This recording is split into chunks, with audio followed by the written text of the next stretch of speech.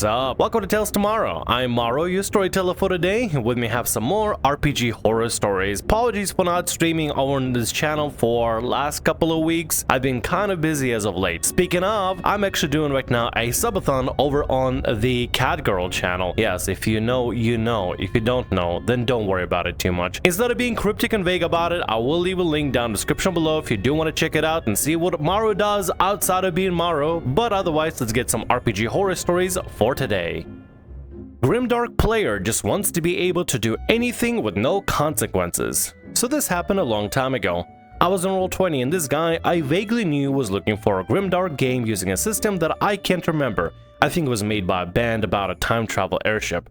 I explained, hey, I don't know that system, but I know Unhallowed Metropolis, which is about post-apocalyptic zombies in a Victorian setting. I can run that if you want. Dude agreed, invited his friends, and I ran a game. First session I had some problems where the players all decided, without talking to me, that the fourth player needed to be kicked. His crime? Being a bit too excited to play, jumping into every scene and talking about how cool his character was. More innocent, excited to play, and not really spotlight hog. But then came the second or third session. It's weird. Hold on a second. We're already jumping into this story and I'm already have a lot of questions. First of all, why they have like some sort of background triage about kicking the fourth player? I understand, let's say for example, they have issues with a player and everything, but to demand that a player be kicked immediately without talking to you at first or addressing it to you, that feels a little bit strange. It feels like they're kind of excluding the DM from the conversation, when I feel like if you have a problem with another player, the first person, probably one of the first people you should talk to, is the DM. They are the arbiter of the game. They should probably know what's going on. And if there are issues that need to be addressed, you kind of need to talk to the DM about it. You know, you can't just decide on your own. I mean, I guess you could decide on your own, but I feel like you're kind of missing the most important bit. Is like in conversation when it comes to dealing with people or problem players or problems in general. I think you should let the DM know what's up. Unless the DM is the problem, then you should still let the DM know what's up. I feel like we're dealing with a loaded story. I don't know why. This story feels like a loaded potato. Not even a good loaded potato. Like a potato that's about to bust. Let's continue with the story then. I don't know why I described it like that. Why to talk about a potato ready to bust? Whatever, let's continue with the story. The party was Noble, problem player, rich dude with some psychic powers or flavor to be magic, detective, and bodyguard. Party was on a train, run into a vampire that they find had a clockwork heart. They talk and I start setting up the introduction to the important NPC and let everyone have a bit of roleplay of their own. After a while, they notice that this guy is sitting at the train bar, writing in a book, and he keeps looking over at the party. The party gets up to go talk to him, and the guy quickly puts his book away, nervously leaves the carriage and moves towards his room. I should say the train is going through monster territory and is also for the rich and well-to-do, so you can't just start a fight as there are guards here. The party go to the man's carriage, knock on his door, and when he unlocks and opens it, they force the way in. The man's room is full of books everywhere. The Noble starts interrogation. Who are you? Why are you spying on us? Etc. etc. While the rest of the party looks at the books and try to figure out what's going on. They quickly realize the man is an author. The Noble fails his intimidation roll, and so the author goes, I'm not telling you anything. We're on a train with guards. You won't actually hurt me. There were also bars on the windows to protect from monsters, so it wasn't possible to dispose of a body. Detective and the bodyguard are reading the author's book and find that it turns out to be smut, featuring characters that resemble the trio to a very obvious degree. What was happening was the author was being paid to write and spread this to grow rumors that a noble was sleeping with his lower class servants, basically embarrassing rumors to discredit him. Party never finds out. The noble decides he needed to prove the author's last words wrong, and so proceeds to torture him on a train with guards without gagging said author. You know, when DM puts it like that, yeah, it definitely sounds like a bad idea. I feel like everybody will be able to hear an author screaming, help, please, I'm being tortured, they're torturing me alive, while they're screaming from the room with guards nearby on a public train. Well, maybe not a public train, but a train where probably a lot of people are riding onto. Probably have people next over like listening to the screams of help, probably. Strange for the players not to consider that. I'm assuming you probably pointed that out to them and they still just kind of ignored it, but let's continue. There's a scream of pain. They kill the author to shut him up. A guard knocks on the door. What's going on there? Tum, tum, tum. Noble opens his shirt, slightly opens the door, not revealing the dead body, basically pretends that we're in the middle of sex. Fails his deception check. kills the guard. I feel like the story of unpredictably unfortunate events, except that are fully predictable and are totally unfortunate because, well, I mean, it's not like, you know, whoopsie, we just kind of will put in a situation the players are actively self-sabotaging themselves. Like, instead of confronting the guy normally, they try to barge into his room. Instead of talking to the guy normally, they try to torture him. The guy screams, they kill him. The guards knock on the door, they try to lie. The lie fails, they're caught in the act. Like, it's just like pum, pum, pum. Every beat, every bounce as they go onto, it just gets worse and worse and worse and worse. But it's the players that are influencing this specifically. They could have a normal, regular ass conversation about it and try to talk to the guy diplomatically, and then maybe wait until the train stops to deal with him. I don't know. Maybe go to a cabin where nobody's gonna hear them, that sort of thing. But no, they're doing right now, right in the open, where everybody can hear them, killing a guy and then killing the guard. It's like, guys, have you gave it a thought a little bit? What are you doing? No? Okay, let's continue with this train wreck. Unhallowed Metropolis has a mechanic where you can get rerolls and save yourself from certain death called corruption. The more you use it, the higher your stat goes. The higher it is, the more it affects your character. It starts at 1, and when it reaches 6, your character becomes an NPC as you become too vile, or you just die. Basically, you die hero or live to become a villain type thing. So go to the noble. Look, you killed 2 men, committed torture, and honestly didn't really have any reason to do that far. As a result, I'm gonna give you your 2nd point of corruption. And so the noble's response is, I go down the train killing everyone since I'm far too gone. That was his response. What a reasonable, sensible response to have. Oh, I've got 2 points of corruption? Well, I might as well kill everybody then with me. I might as well just go all the way in. Let's just go all the way. Also, how is this? I mean, I guess it is kind of grimdark because of the scene and theme and stuff and everything, but we're really going that far? It's not even grimdark. It's just silly, dumb murder hobo. That's all it is. I can't, you know what I imagine when this is going on? Benny Hill music is playing in the background and just some sort of silly nonsense is going on, and nobody can take the situation seriously because the players are just being players specifically, the noble is being absolutely absurd. So far I don't see the other players really doing anything too crazy. They're kind of going along with the plan of the noble. They're not really saying, hey dude, you probably shouldn't do that. Maybe we shouldn't torture the guy out in public. Maybe we shouldn't kill him. Maybe we shouldn't kill the guard. Feels like the noble player just kind of hijacking everything, kind of forcing everybody to go down this train wreck of a story. Let's see how this ends. We got a couple of paragraphs. Let's see if this can be recovered in any situation. But honestly, I feel like the player just made a bed for everybody and it's after just laying it, the big mess that it is. Dude went from 0 to 11 fast, and then when called out, he decided to notch it up to 12. I pulled some BS that the bodies wouldn't get blamed in the party, not gonna have essentially TPK in a 2nd or 3rd session, and stopped him before he went postal. We then talked about it, and his defense for going so far was essentially, but it's grimdark.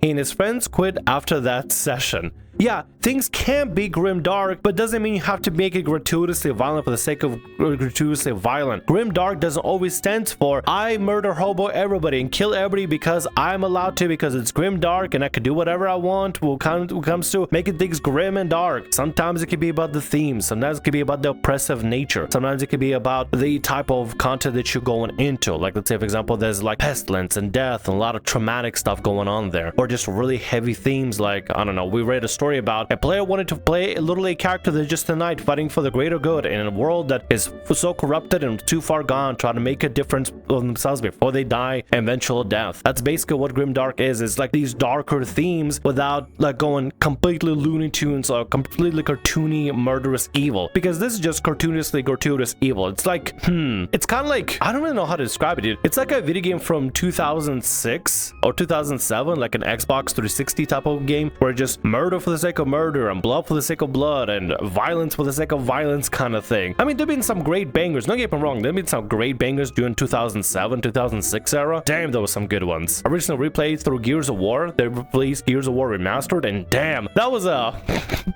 that was a game of its era, that's for sure. It was great though, I really enjoyed it. But this is not really grim dark. This is just weird slapstick with a lot of murder on it. It's just very bloody slapstick. I don't even know how somebody could take it that seriously. It's like, okay, well, I'm too far gone, I'm just gonna kill everybody because it's grimdark. Grimdark doesn't always stand for gratuitous, stupid violence. Sometimes it could just be about the themes. Before this player gets into another grimdark campaign, maybe you should consider about what specifically makes grimdark so grim and dark. Maybe it's not, you know, maybe it's more grim and more dark than red and bloody nonsense. I don't know, man. What are your thoughts on this? Is this player going too far? I kind of feel like they're going too far, but maybe I'm missing something out. Let me know down in the comments below, and I'm gonna get to the next story for today. Weeb breaks down when anime girl dies, but wait, it gets worse. I got in a very uncomfortable situation while playing D&D, and I felt that I could openly share it now, and I think part of me needs to let it out. Our table's full of degenerates, but we usually chill being degenerates to each other, an unspoken rule of tolerance for each other's quirks, but this situation felt different, felt wrong, icky. The relevant folks involving is myself, the Weeb will call Sam, the DM, and another player we'll call Alice. I wonder if you're calling the Weeb Sam because it's short for samurai. This is just, just maybe me connecting the dots and maybe trying to see something there. I don't know. I could be right. Maybe you're using Sam for samurai for short because they're so weeby to make the character into samurai. I mean, typically that just ends up happening. I'm just connecting the dots, trying to see the bigger picture before I see the rest of the story. Some context that will be relevant later. DM usually just grab any photos off Google Images for token purposes. As such, they can look very different from one another. Like one token has hyper-realistic art, another has a cartoony art. Now to set the scene, we had this combat encounter with the party strapped in a crumbling, burning manor, and every exit points to guarded by a group of goons. The group of goons, God, the word goons have been ruined to me by the internet, are just your standard bandit tokens, but each group had one bandit with a unique token that serves as their lieutenant. There were 5 of them. One was a feral-looking tabaxi, some AI-generated art of an old bandit, literal image of the Hound from Game of Thrones, an artwork of an orc woman by the DM himself, and there she is, the anime girl. I don't know where she's from, but she got purple hair and 2 red spears. Our friend Sam immediately locks in with her. Alice and I are asking general questions like which group seems the weakest, which group is the farthest from the others, where's the smoke most intense, can the smoke cover us? Sam, on the other hand, only asks about the anime girl. What is she doing? What is she wearing? Get an insight for her mood right now. Now, we're not stupid. We know Sam. Sam usually jokes about hot NPCs, so it's pretty much harmless, so it's fine. But this becomes different, more fixated, more intense. Not the usual horny bard we meme him as. The DM answered a bunch of questions, and from those answers, Alice and I concluded the best exit to try to break out of is where the anime girl is. Sam protests, both in and out of character. He told us that it could be a trap, like giving us an obvious escape to funnel us out. Alice makes a counter-argument that if they want an obvious escape, they would leave one exit unguarded. I then added that the other exits are more risky for taking fire damage from environmental hazards. After some arguing, Sam finally agrees to exit where the anime girl is, but offers a non-combative solution where he pretends to surrender to them so that Alice and I could escape. He points out that he is a rogue. He'd be able to sneak and run once Alice and I in safety. Okay, great, we finally have a plan. DM reminds us that early in the session we heard him say, "Take no prisoners," and asked if we are sure we want to do this. Probably a bad plan now, but at this point we just wanted to move forward. At least there is a plan. So Sam steps out while Alice and I are prepared to stealth with some guidance, but true to his word, the DM describes the anime girl and her goons raise their weapons, spears, javelins, and slings. DM told Sam he has but a moment to try to convince him would-be attackers to take him prisoner. Sam said something about money and connections, but failed his persuasion check, and he was attacked by a lieutenant, while one of the goons blows a whistle to alert the other lieutenants and their groups. They begin moving to our location, and the plan, as expected, failed. I know we're not done with this story, but dude, I swear, the internet has absolutely brain-rotted me completely, like from the core. When I see the word goons, I'm not imagining like a big, tough bandit, dude. I'm just imagining like a, well, I guess best way to explain it, like a cave dweller with like a missing sock because it's stuck in the corner being crusty and stuff. Ugh, I know it's a horrible sight to think of, but the internet has ruined me forever. And now you have to live with it too. Now we all have to live in this misery. We get to share this, we get to bond over this. Anyway, let's continue. Now we roll initiative. The anime girl goes first, striking Sam once more, putting his HP into single digits. Naturally, as his teammates want to eliminate the biggest threat to him, so Alice blasts the anime girl with a guiding bolt to give me advantage. I'll move in and strike her, crippling her. Sam keeps saying he will handle the girl. Now we should focus on clearing the goons since they haven't taken the turns yet this round. We would have agreed if he said that before dice were already rolled, but we have a thing for focus firing. The goons smacked us here and there, but the threats felt irrelevant, so clearly the lieutenants are the threat here, as the feral tabaxi closes in on us with their speed. Sam knows once we lock in a target for focus firing, we lock in and kill them. Sam then says the tabaxi is the biggest threat, as we wouldn't be able to run away with our speed. That's fair, honestly, so I was actually going to attack the tabaxi if they get within range of any of my stuff. Sam attacks the tabaxi with his bow, but misses because Anime Girl is within 5 feet of him. Anime Girl's turn now, and instead of disengaging to retreat, she decides to strike down Sam and just move him back anyway, hoping my attack of opportunity would miss. She did down Sam and move back. I make my opportunity attack hit, or attack of opportunity, high damage, but then Sam says I should save my attack of opportunity for the tabaxi since I have a polearm mastery. I'm like, I already rolled, and besides, I rarely even get to roll max damage on my weapon. DM describes how the Anime Girl dies on the attack, but before he finishes the description, Sam interrupts. Sam starts asking what's her AC, does she have reactions, what's her HP? When all the math checks out, he then says I couldn't use a attack of opportunity yet. I'm like, Whoa, dude. Sam is more concerned about this Anime Girl than ever. He's like, does she have enough HP? Does she have any reactions left? What's her armor class? Oh, DM, is there anything she could do at all? Please, please, allies, please, hark on to me. Don't attack the Anime Girl. She's my wife. Crazy. I'm seeing where this is going, dude. I'm picking out what the DM is, like what the OP is putting down. Sam says the DM only moved her token 5 feet further, making her 10 feet away. My reach is 10 feet, and therefore I couldn't use up attack of opportunity on her because she did not leave my reach. Okay, I told the DM specifically stated that she intended to move the whole 30 feet and just left the token within my reach after I said I'm going to attack of opportunity. DM rules, I am correct. Just like that, Sam mutes. Even after Alice healing ward his character, he does not participate. He only pops in every now and then to make noises? I get it, if you're not having fun when you should not force yourself to participate. We finished combat, and guess what? Alice died! The encounter was designed to be difficult for 3, but with only 2, Alice flippin' died. Out of flippin' nowhere, Sam starts yelling and going full man-child tantrum. I'm like, what the hell is going on, dude? Just a token. Turns out he planned on giving Alice 300 gold to revive the Anime Girl for interrogation purposes, of course. But Alice flippin' died, all because he refused to participate. The icing on the cake is that Alice says she would have agreed to go with the revive plan. DM gets angry at Sam for ruining the fun. I get super upset because it was such a fun combat with lots of drama when Alice was dying, but all of it gets tainted now. There's no way that Sam is going to do anything for interrogation purposes. He just wants to have waifu for life, and that's literally what he's going to go. He sees the token of a pretty woman, goes, oh, pretty girl. Goon brain activated or something along the lines of that. Dude, like I said, the internet has ruined the word goon for me. I can't think of like goons as if like basically a bunch of tough guys. They're goon to anime girls basically. that's the only thing I can think of at this point. But I really don't think that Sam was really going to revive the girl for interrogation purposes. I think they just wanted the waifu for life, honestly. I can't believe somebody would just fall in love with a random generic token somebody found on Google or something. Insane. We go off after a day and Alice is saying that she's decided to play the Anime Girl. She knew how much Sam liked her, and so she decided she's going to play twin sister, trying to resurrect her sibling, not knowing the party is the one that killed her sibling in the first place.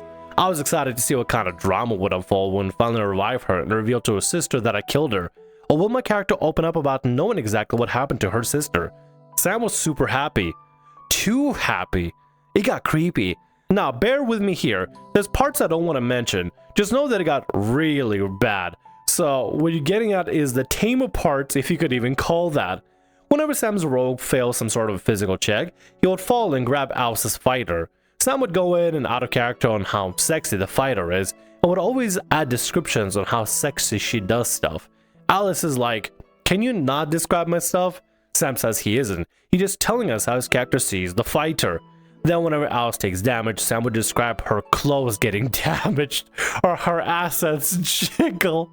DM is like, dude, stop it. Last warning. DM and I can tell Alice has started to regret her character choice. So after session, DM asked Alex if she wants to continue with her. But she's like, absolutely, she's fully invested now in her story. It's just that Sam is making her character more of an eye candy than a character. Dude, Sam is just going full Senran Kagura games. I'm not sure if you ever seen. Okay, this is gonna show my degeneracy, and I'm sorry if this comes off a little bit weird or cringe, but we're on here reading about RPG horror stories as a tiefling on the internet. We're already past the cringe bar at this point. But there's a particular game series with a lot of anime waifus, a lot of really gorgeous looking, pretty looking anime waifus called Senran Kagura series. If you know, you know. If you don't know, imagine this, if you will. A bunch of shinobi ninja waifus, and they basically fight each other because they're part of the different schools or different clans and stuff, and they fight each other for who cares, honestly. The reason doesn't matter. But as they fight, their clothes end up getting in tatters. And like, if you do like a smash finale, like a final fight, when you do like a full knockout on them, sometimes you can make him send off basically without clothes in the most ridiculous situations possible. Maybe stuck on a banana float or something, or I don't know, slip down onto like a tree or something. I don't know. You don't actually see anything, but you see a lot of jiggles. You see a lot of jiggles, but everything is censored. Everything is kind of, well, I can't say tastefully censored. It's just censored. Anyway, it's a big smut game. It's just a bunch of fan service for the sake of fan service. It's literally just fan service, the video game, with a lot of decent fighting mechanics, and that's about it. It's okay. It's not the greatest, but it's not the worst. It's rather entertaining, and it definitely has shock value if you never played it before. And I don't know, to me, I just find it absolutely ridiculous and hilarious with like how far they push the fan service, to be honest. I feel like that's what Sam is describing. He is basically describing Alice's new character, the twin, as a Senran, and that's what Sam is basically doing. He's describing the situation where Alice is playing as a character, and everything is Senran Kagura coded. I hate that the word coded is just being used as modern day lingo. Everything has been described as basically this like fan service fest, and I feel like Sam is getting a little bit too excited to play DTRPGs now. He's getting a little bit too excited. He's turning into a goon himself. God, I hate the internet for ruining that for me. Let's continue. So I decided to make the best of it, interacting with the character, getting to know them more, basically just role-playing and building a bond. Sam, to his credit, also begins doing the same. Of course, he wants his character to work. And so we lived happily ever after. No, of course not. I flippin' almost died. Crushed beneath a giant's corpse, Alice is down too. So what happens if you leave an unconscious anime girl alone with Sam? Nothing good. He began groping the fighter all over, claiming it was an attempt to revive, but his character didn't know how, so he's grabbing everywhere, fumbling in panic. DM was like, Sam, but Sam continues the description. DM calls his name again, this time more stern. Sam, stop. DM tells him that he is no longer part of our table right then and there. Just like that, there was a very long silence. Then we hear, I'm sorry, from Sam, and he leaves the call and the server. DM out of spite began adding more anime girls to his games now that Sam is gone. He even brought back the lieutenant that Sam liked so much as a revenant, which complicates my character and Alice's fighter's relationship. Lots of good drama. They're not anime girls for Sam to ogle, the full-fledged characters that the table enjoys. Now I know, it would have been easy to just not kill the lieutenant since I already know it's upsetting Sam. Like, I knew there were alternatives, but killed her anyway despite knowing it will upset Sam. And I'll admit, I'm kinda guilty. Maybe a small part of me kinda did it to upset him. I just didn't know he would get that upset. The DM knew he should have established boundaries with Sam and Alice the moment Alice decided to play an anime girl, especially after Sam's emotional outburst last time that image was used, but he procrastinated on it until session day. So the DM and I kinda have some fault into it. Alice admits part of making the character was to tease him, but she didn't think he would get that attached to a point of crossing lines even our group draws a hard line on, but it's not her fault. What she did was harmless. Having an anime girl as a character, as an anime character that somebody, you know, kind of has a hunt for, whatever. Like, that's just a token. It's just an image. It's literally can be replaced with any other image in the world. The DM just decided, I'll just use this one because it's just convenient. I feel like at the end of the day, the biggest problem here is Sam's fixation on fictional, non-existent waifus. Sam's fixation on non-existent waifus in a TTRPG game to the point where it ruins the fun and even gets other player characters killed because, oh, I don't have my waifu anymore. Well, I guess I'm gonna just let my player character friends die then. That's okay, that's fine. I'll let the party die. I'll abandon the whole party. Dude, that is the biggest sin ever. Like, I get if you want to simp for a waifu, but like, simp responsibly, for crying out loud. Simp responsibly. I get it. The bunch of waifus and husbandos that everybody can find attractive, and that's cool. That's well and good. That's fine. But in this situation, Sam is just being a nuisance. He's being a problem player. He's not being a team player. I get it. He has a hots for a waifu, but that doesn't mean you should just completely abandon the rest of your party. Just let him die. And he did let him die. And as soon as Alice decides to make a brand new character and becomes an anime girl, he becomes creepily obsessed. He goes full creeper mode and full, I don't know, lavacious is not even a word. I don't even know if that's a word. He just basically becomes full creep mode. Tries to grope for the character, describe as though character's clothes are being like torn off in battle, full center Kagura style, like, is just beyond funny and beyond of a joke. It would be one thing if, let's say, for example, this was just a bit that everybody found funny at the table. But it's not. This is just literally Sam's fantasies being manifested at the table, and it becomes weird and creepy because it's not uncontrolled, and probably something should have been said earlier at this point, or maybe Sam should honestly consider practicing some self-restraint in this situation. And then whenever there's a moment for Sam to actually do something responsible or useful, or just at least be a productive member to the party, he decides, I'm gonna use this time to grope the anime waifu for life. I touch you around and fumble around to try to rescue her. How is that going to be beneficial for anybody? I bet you Sam was just jorking at that point because it's like, I'm gonna get some virtual hentai tonight at this TTRPG game. Not realizing that he is doing this to literally a player character of another player that he's playing with. It'd be one thing if everybody was in on the joke. It was some sort of a sex game or something, but it's not. It's a regular ass D&D game. People are just having fun and unwind, just having a good time, and Sam is making it extremely weird. And once the line has crossed to complete insanity, I'm glad the DM made the call and say that, Sam, you're not participating at this table anymore. Crazy, absolutely wild. Listen, I'm not gonna blame somebody for wanting to have like a wife or husbando they're attracted to. Hell, some people like playing TTRPGs where they basically have like a, I don't know, like a pseudo harem. But it's one thing to have an attraction to an NPC or NPC token or something, but it's another thing to be going complete creeper mode the way that Sam is doing it. It's one thing to be just attracted to an NPC or player character art or something, or whatever have you, but what Sam is doing is not okay, because it's going beyond fun and games and more into creeper territory. Not only because of that, but it's because he's also being a disruptive asshat at the table and ruined the game for everybody and making one of the players feel probably outright uncomfortable. He's making the whole table feel uncomfortable. Nobody wants to play with that. Listen, I understand some people like to goon, but if you listen to any word from a random tiefling on the internet, goon responsibly and make sure to know when it's time to be a gooner, when it's time to stop, knock off the gooning stuff. The internet has ruined me. What happened to me, dude? My brain is rotted. I'm ending the video here. And with that, that's gonna be all our stories for today. I want to thank you very much for watching, and thanks so much for being here. If you like what I do, consider subscribing to the channel and leaving a like. Also, if the RPG Horror Stories ever goes down, or if you want to submit your own personalized horror story, email is down in the description below. I'll see you again in more Tales Tomorrow. Bye-bye.